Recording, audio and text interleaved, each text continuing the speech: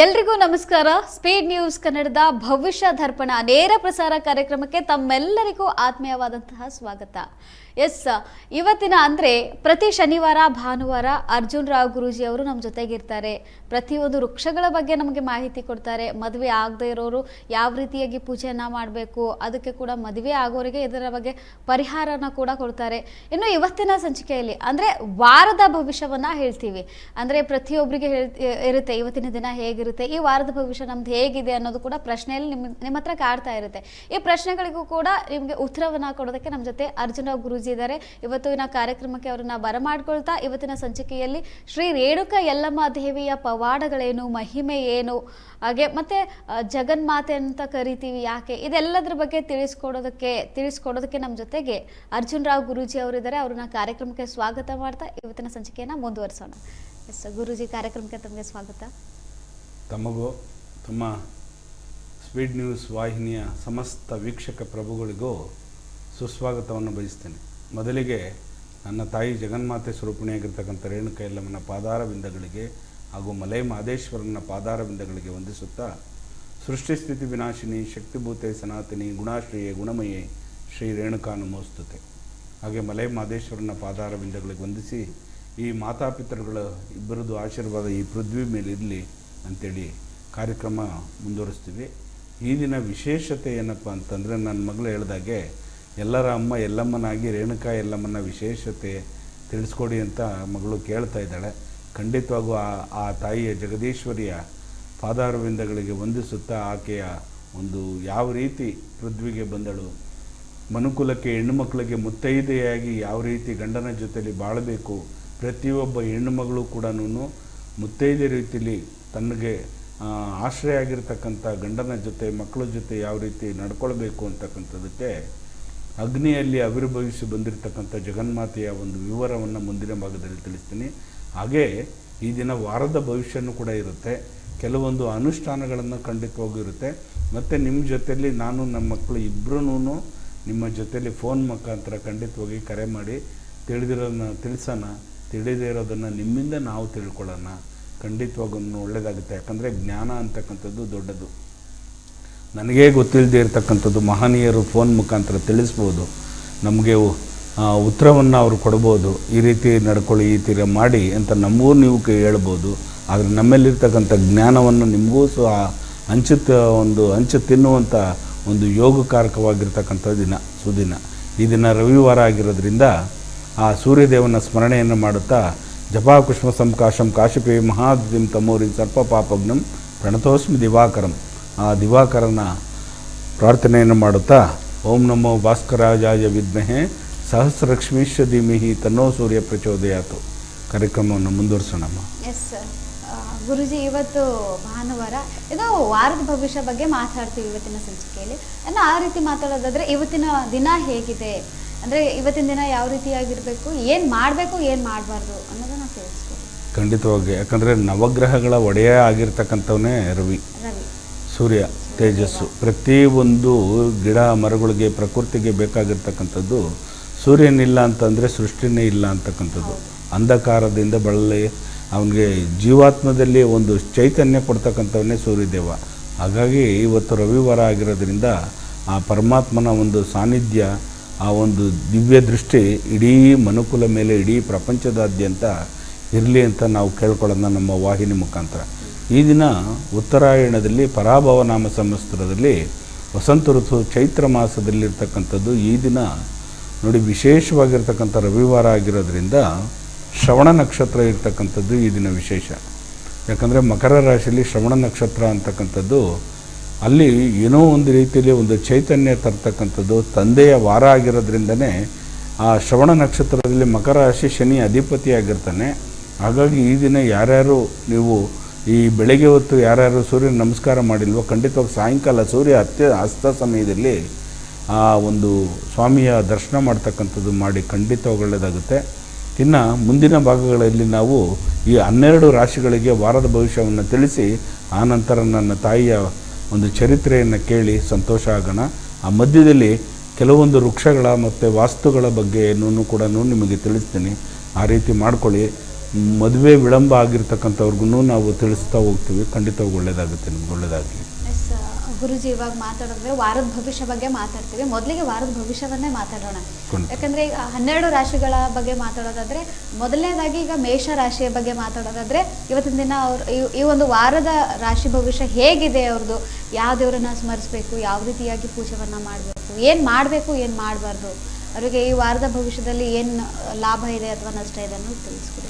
ಖಂಡಿತಮ್ಮ. ಯಾಕಂದರೆ ಈ ಒಂದು ವಾರಗಳ ಕಾಲ ನಮಗೆ ಸಮಯದ ಅಭಾವ ಇರೋದ್ರಿಂದ ನಾನು ಬರೋಕ್ಕಾಗದಿರೋದ್ರಿಂದ ನಿಮಗೆ ಯಾವ್ಯಾವ ದಿನ ಯಾವ ರೀತಿ ಇರಬೇಕು, ಏನೇನು ಲಾಭಗಳಾಗ್ತಕ್ಕಂಥದ್ದು ಅಷ್ಟಮಂಗಲ ಪ್ರಶ್ನೆಯನ್ನು ಹಾಕಿ ನೋಡಿದಾಗ ಜ್ಯೋತಿಷ್ಯದಲ್ಲಿ ಅತಿರೇಕವಾಗಿರ್ತಕ್ಕಂಥ ಒಂದು ಸಾನ್ನಿಧ್ಯ ನಮ್ಮ ಸನಾತನ ಧರ್ಮದಲ್ಲಿ, ನಮ್ಮ ಭರತಖಂಡದಲ್ಲಿ ಇರ್ತಕ್ಕಂಥ ಜ್ಯೋತಿಷ್ಯಕ್ಕೆ ಅಷ್ಟು ಪ್ರಾಮುಖ್ಯತೆ ಇರ್ತಕ್ಕಂಥದ್ದು. ಮುಂದಿನ ದಿನಮಾನಗಳಲ್ಲಿ ಏನೇನು ಆಗುತ್ತೆ ಅನ್ನೋದಕ್ಕೋಸ್ಕರ ಮುಂಚಿತವಾಗೇ ನಮಗೆ ಗೋಚರ ಆಗ್ತಕ್ಕಂಥದ್ದು. ಈಗ ಒಬ್ಬ ಮನುಷ್ಯ ಅವನಿಗೆ ಮುಖದ ಲಕ್ಷಣವನ್ನು ನೋಡಿ ನಾವು ಜ್ಯೋತಿಷ್ಯವನ್ನು ಹೇಳ್ಬೋದು. ಯಾಕೆ ಅಂತಂದರೆ ಅವನು ಯಾವ ರೀತಿ ಇರ್ತಾನೆ, ಇವನು ಆರೋಗ್ಯವಂತನಾಗಿದ್ದಾನ, ಇಲ್ಲ ಇವನಿಗೆ ಕಾಯಿಲೆ ಬಂದಿದೆಯಾ, ಇಲ್ಲ ಮುಂದಿನ ದಿನಮಾನಗಳಲ್ಲಿ ಇವನು ಯಾವ ರೀತಿ ಇರ್ತಾನೆ, ಅವನ ತೇಜಸ್ಸಿನಲ್ಲೇ ನಾವು ಜ್ಯೋತಿಷ್ಯವನ್ನು ಹೇಳ್ತಕ್ಕಂಥದ್ದು. ಕಣ್ಣಿನ ಮುಖಾಂತರ, ಚಸ್ತ್ರ ಮುಖಾಂತರದಿಂದನೂ ಕೂಡ ನಾವು ಆ ಜ್ಯೋತಿಷ್ಯವನ್ನು ಹೇಳ್ತಕ್ಕಂಥದ್ದು. ಶಬ್ದದ ಮುಖೇನ ನಾವು ಜ್ಯೋತಿಷ್ಯವನ್ನು ಹೇಳ್ತಕ್ಕಂಥದ್ದು. ಜ್ಯೋತಿಷ್ಯದಲ್ಲಿ ಅಪಾರವಾಗಿರ್ತಕ್ಕಂಥ ಒಂದು ಪಾಂಡಿತ್ಯ ಇರ್ತಕ್ಕಂಥದ್ದು ನಮ್ಮ ಸನಾತನ ಧರ್ಮದಲ್ಲಿ.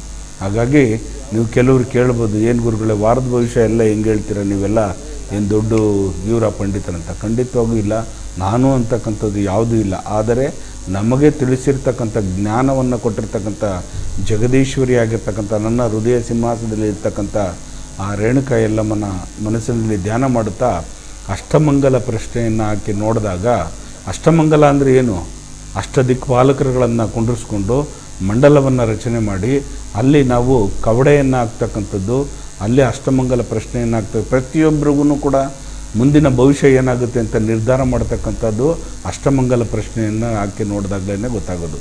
ಹಾಗಾಗಿ ಆ ರೀತಿ ನಾವು ಕುಂತ್ಕೊಂಡು ರಾತ್ರಿ 1:30-2 ಗಂಟೆ ಗಂಟನೂ ನನಗೆ ಈ ಕೆಲಸ ಆಯಿತು.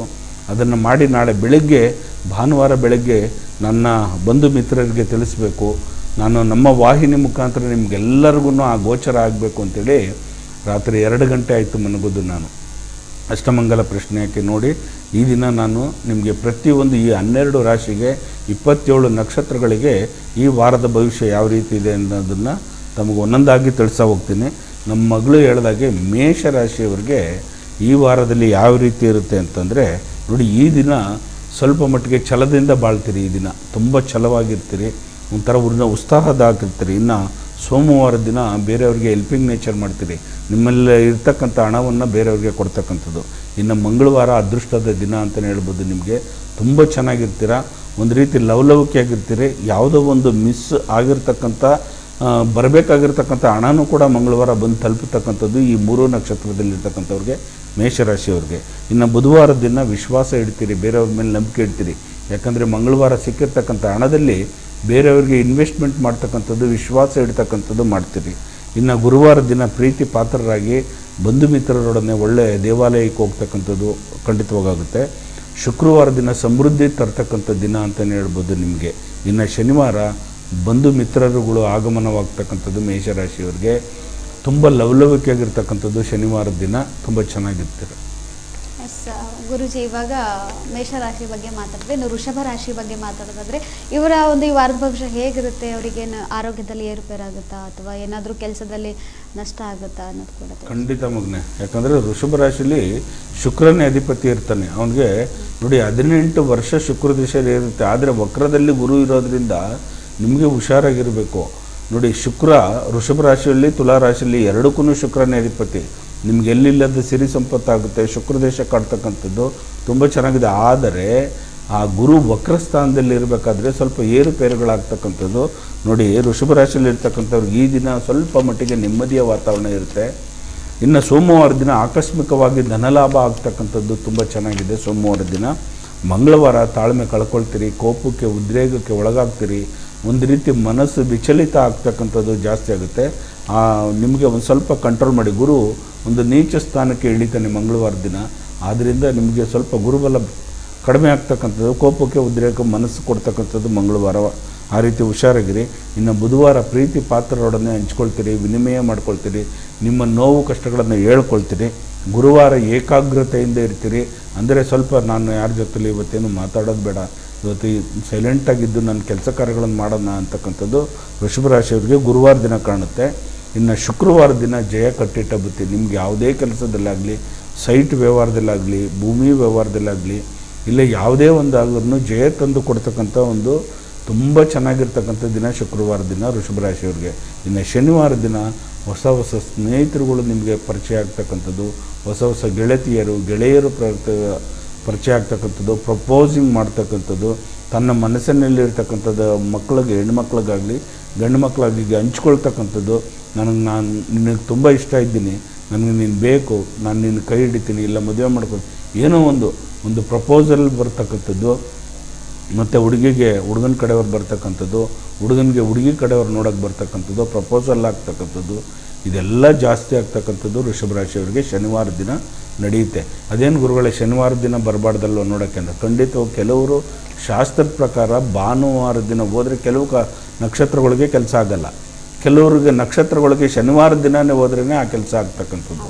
ಹಾಗಾಗಿ ನೀವು ಅನ್ಯತಾ ಭಾವಿಸ್ಬಿಡಿ. ಶನಿವಾರ ದಿನ ಏನು ಹೆಣ್ಮಕ್ಳು ನೋಡೋಕೆ ಹೋಗೋದು ಖಂಡಿತ ಹೋಗ್ಬೋದು.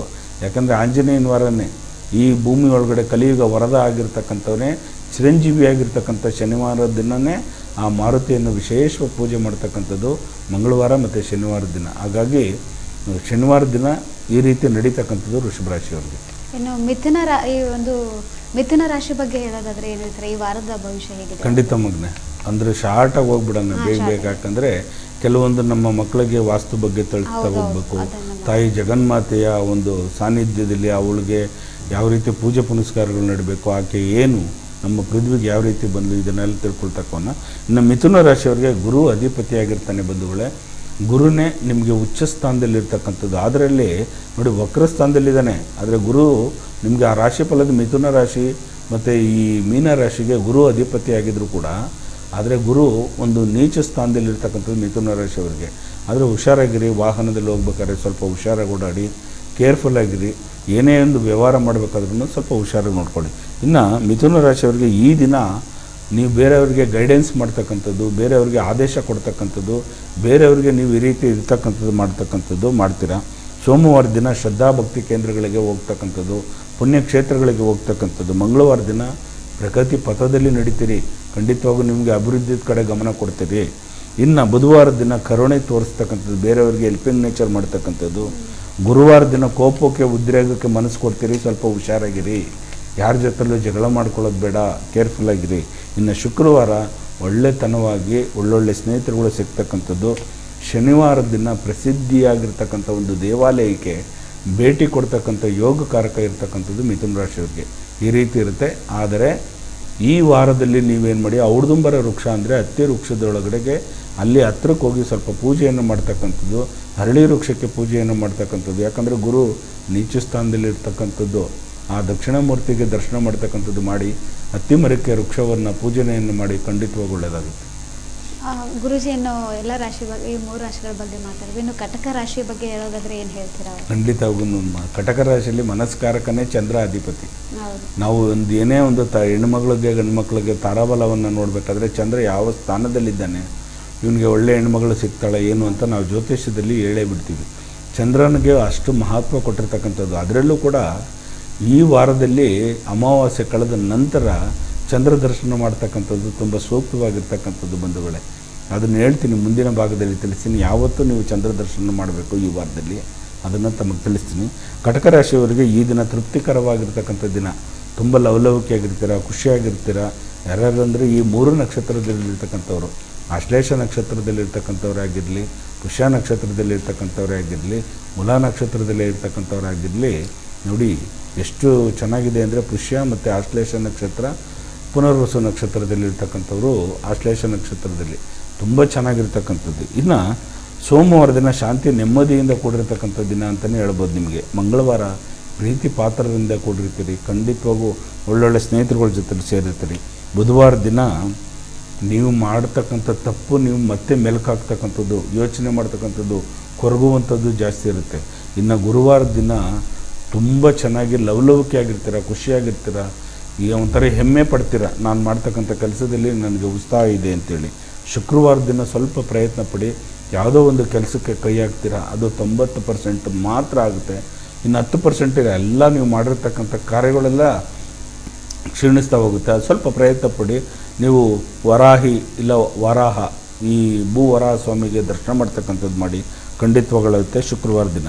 ಶನಿವಾರ ಬೇರೆಯವ್ರಿಗೆ ಹೆಲ್ಪಿಂಗ್ ನೇಚರ್ ಮಾಡ್ತೀರಿ, ಸಲಹೆ ಸೂಚನೆಯನ್ನು ಕೊಡ್ತೀರಿ. ಹೀಗೆ ಮಿಥುನ ರಾಶಿಯವರು, ಕಟಕ ರಾಶಿಯವರು ಮನಸ್ಕಾರಕ ಚಂದ್ರ ಇರ್ತಕ್ಕಂಥ ಸ್ಕಂದನ ಆಲಯದಲ್ಲಿರ್ತಕ್ಕಂಥ ಯಾವುದಾದ್ರು ಒಂದು ಘಾಟಿ ಸುಬ್ರಹ್ಮಣ್ಯ ಆಗಲಿ, ಮುಕ್ತಿನಾಗ ಆಗಲಿ, ಇಲ್ಲ ಕುಕ್ಕೆ ಸುಬ್ರಹ್ಮಣ್ಯ ಆಗಲಿ ಕಟಕ ರಾಶಿಯವರು ಹೋಗ್ತಕ್ಕಂಥದ್ದು ಮಾಡಿ, ಖಂಡಿತ ಒಳ್ಳೆಯದಾಗುತ್ತೆ.